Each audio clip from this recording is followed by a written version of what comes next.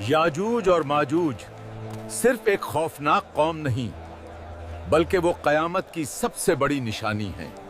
दुनिया की तारीख सदियों से ऐसी पुरअसरार दास्तानें अपने दामन में समेटे हुए है जिन्हें सुनकर इंसानी रूह कांप उठती है और अक्ल दंग रह जाती है। और आज हम एक ऐसी मखलूक का जिक्र कर रहे हैं जो हजारों सालों से एक अजीम दीवार के पीछे कैद है।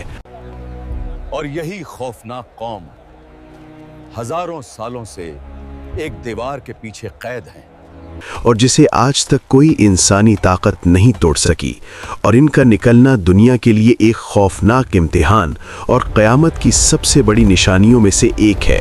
और आज हम बात करेंगे याजूज और माजूज की कि वो दरअसल कौन है और कहां से आए हैं और इनका अंजाम क्या होगा। और मजहबी और तारीखी हवालों के मुताबिक याजूज और माजूज हज़रत नूह अलैहिस्सलाम के बेटे याफित की नस्ल से ताल्लुक़ रखते हैं। और ये एक इंतहाई पुरजोर और तादाद में बहुत बड़ी कौम है जो हज़ारों साल पुरानी तारीख रखती है।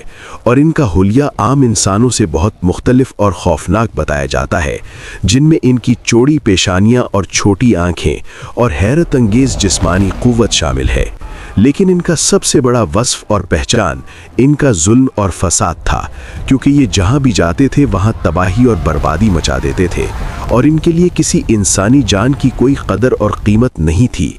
और ये फसलें उजाड़ देना और बेगुनाह लोगों का कत्ल और गारत गर्दियाँ करना अपना दिन रात का मशगला समझते थे। इनके लिए इंसानी जान की कोई कीमत नहीं थी और ये फसलें वगैरह तबाह करना फर्ज समझते थे।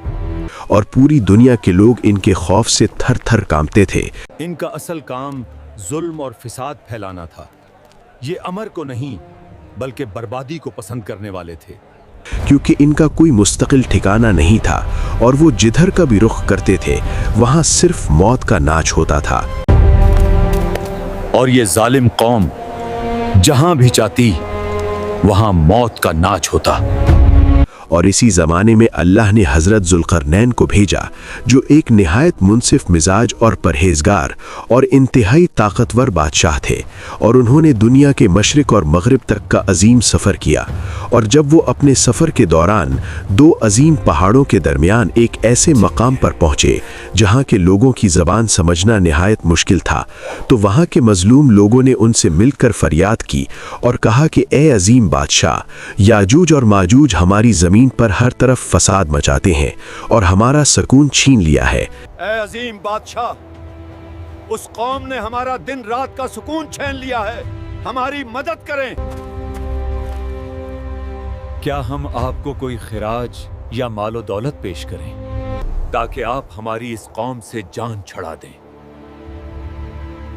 क्या हम आपको कोई खिराज या मालो दौलत पेश करें ताकि आप हमारे और उनके दरमियान एक ऐसी मजबूत रुकावट या दीवार बना दें जो उन्हें हमेशा के लिए रोक सके? और हज़रत ज़ुल्क़रनैन ने निहायत शफ़क़त और तवाज़ो से जवाब दिया, मेरे रब ने मुझे जो इख्तियार और क़ुव्वत अता की है वो तुम्हारे इस मालो दौलत से कहीं बेहतर है। कि मेरे रब ने मुझे जो इख्तियार और क़ुव्वत अता की है वो तुम्हारे इस मालो दौलत से कहीं बेहतर है। इसलिए मुझे तुम्हारे पैसे की ज़रूरत नहीं, बस तुम अपनी जिस्मानी मेहनत से मेरी मदद करो। मुझे तुम्हारी दौलत की कोई ज़रूरत नहीं, बस तुम मेरी मदद करो।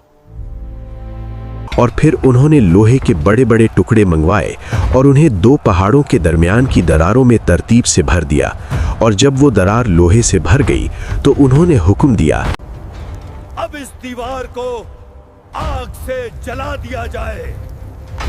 कि अब आग जलाई जाए। और जब वो लोहा तपकर बिल्कुल सुर्ख अंगारा हो गया तो उन्होंने उस पर पिघला हुआ तांबा डालने का हुक्म दिया। और इस तरह लोहे और तांबे के मिलाप से एक ऐसी नाकाबिले तस्खीर और चिकनी दीवार बन गई कि जिस पर ना तो कोई चढ़ सकता था और ना ही कोई उसमें सुराख कर सकता था। और हज़रत ज़ुल्क़रनैन ने फरमाया कि ये मेरे रब की रहमत है।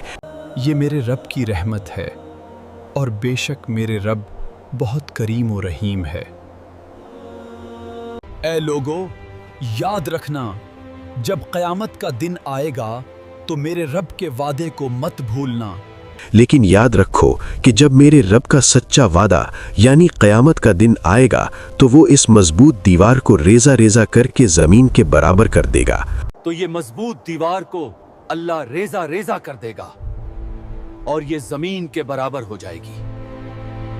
और हज़रत मोहम्मद सल्लल्लाहु अलैहि वसल्लम की हदीस मुबारका के मुताबिक याजूज और माजूज आज भी उस दीवार के पीछे कैद है।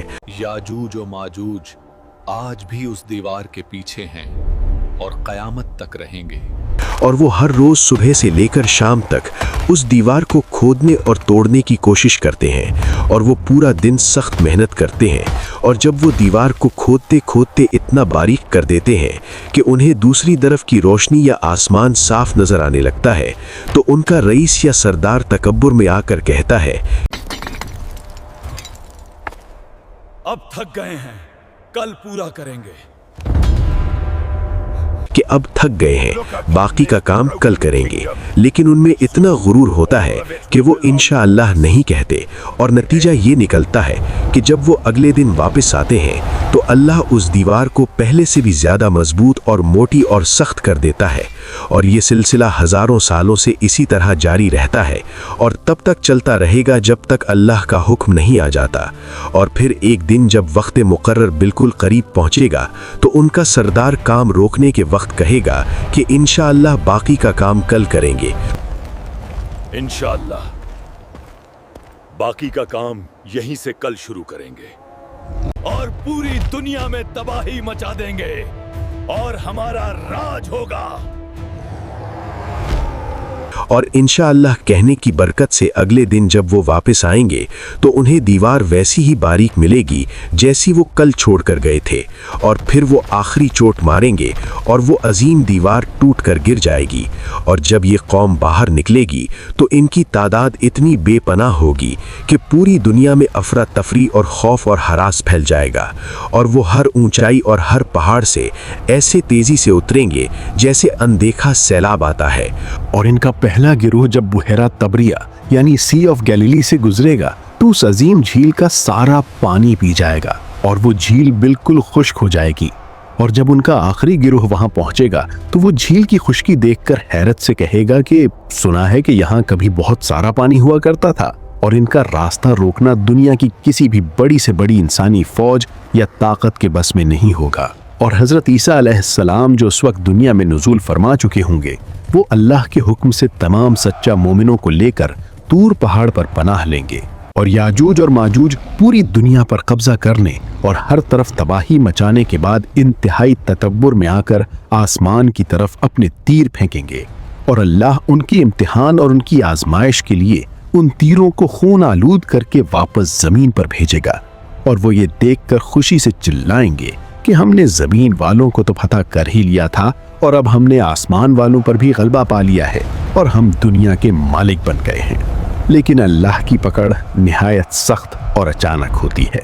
और फिर हजरत ईसा अलैहिस्सलाम और उनके साथी पहाड़ पर शदीद मुश्किल में अल्लाह से दिल से दुआ करेंगे।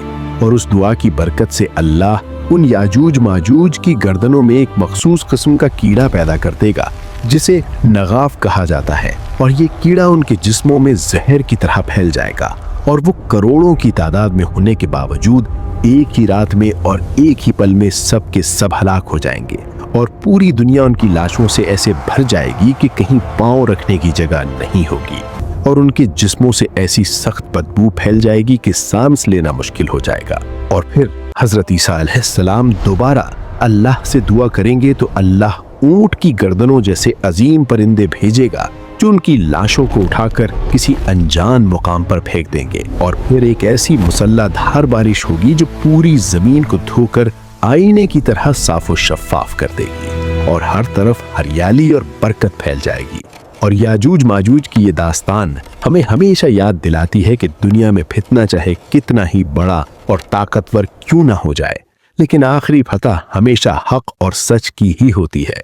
और ये कोई पुराना किस्सा या कहानी नहीं है, बल्कि आने वाले वक्त की एक बिल्कुल सच्ची और यकीनी पेशनगोई है जो इंसानियत को हमेशा बेदार और होशियार रखती है ताकि वो अपने ईमान की हिफाजत कर सकें और आखिरी वक्त के फितनों से बचने की तैयारी कर सकें।